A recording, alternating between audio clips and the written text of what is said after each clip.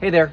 Today I have this grill brush that was sent to me from the team over at PURPLEBIRD. First thing I noticed about it was how nice and heavy it is. It's got a good weight and is comfortable to hold, so you can get all of that grid scraped off and cleaned up using either the scraper side or the pad side.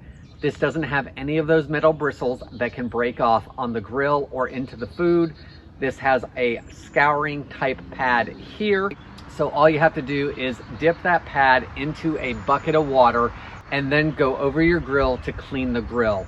I really like that this works well on both the flat top side of my grill as well as the grid itself. The pad is eventually going to wear out, but no problem there because PURPLEBIRD also provides a second head that is super easy to put on. All you have to do is turn over the back, take out the small screws, and then replace the head.